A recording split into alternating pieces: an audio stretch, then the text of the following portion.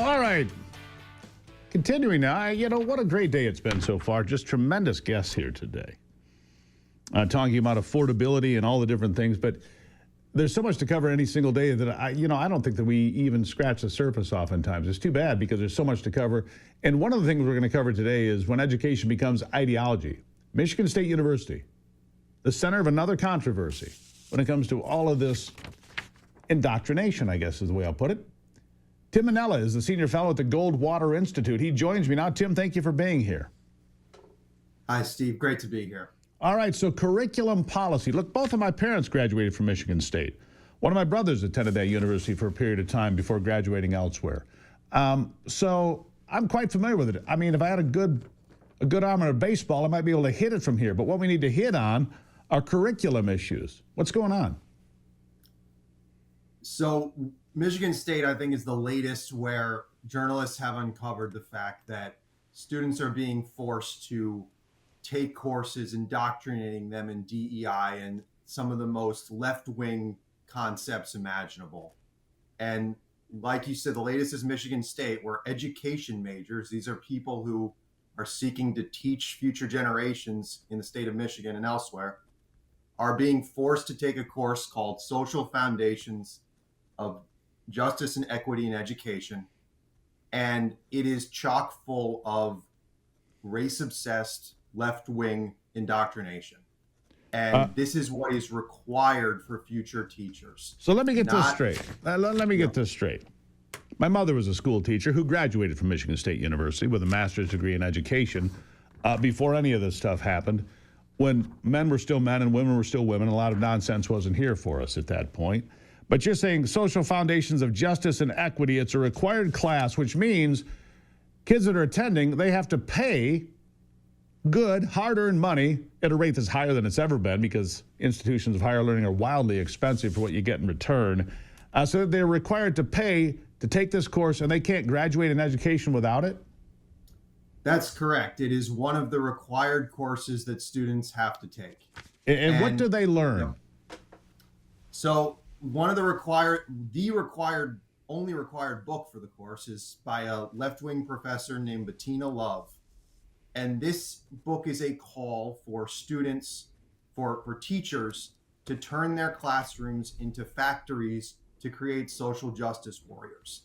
Throughout this book, she talks about the need for something called abolitionist education, which is about using the classroom as a space to transform society in a very left-wing direction.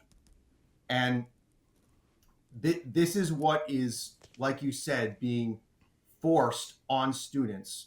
This is what their tuition dollars are being spent on in order for them to progress the institution and start their careers. And this is something that where I work, the Goldwater Institute is fighting against, that we should not be forcing any student in a field like education to progress through these indoctrination sessions just to graduate.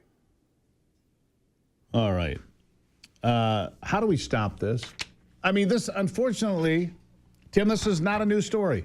This is a story that regardless of federal law, regardless of state law, regardless of the laws in different states, those on the left that are hell-bent on indoctrination, rename things, try to go around the edge, come through the back door, whatever they can do to continue to perpetuate this garbage. And it is garbage. What if there was a class that required people to teach the greatness of America? Their heads would explode. Their hair would catch fire. Am I wrong? Well, you're absolutely right. And I think a very important step to take is to craft effective policy at the state level. And this is our Freedom from Indoctrination Act that the Goldwater Institute has put out, which puts into very clear terms that you can't require students to take this nonsense if they just want to get their degrees. And furthermore, another part of this policy says you've got to have courses in your general education program that instruct students on the basic fundamental principles of our constitutional republic. That students have to learn about the Constitution. They have to learn about the Federalist Papers. They have to learn about the principles that undergird our constitutional framework like freedom of speech and separation of powers. And I think those two things together, preventing the mandatory DEI that isn't really education, it's indoctrination, and requiring real education in our constitutional system, that would go a long way towards correcting these issues that we see across the country. Yeah. So it's a dogfight, isn't it? It doesn't matter what Donald Trump signs, they ignore it. It doesn't matter what some states put forth, they ignore it.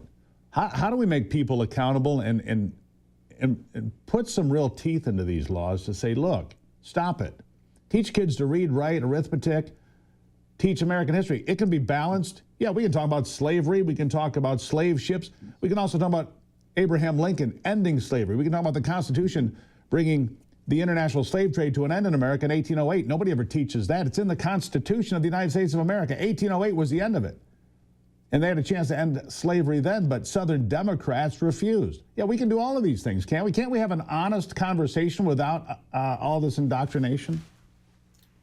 Well, absolutely. And that's what I'm advocating for across the country, that what you're pointing to, I think, shows the need for this policy that I talked about, the Freedom from Indoctrination Act, but also the fact that at our universities, we need departments and schools and institutes that specifically focus on American history and our constitutional heritage.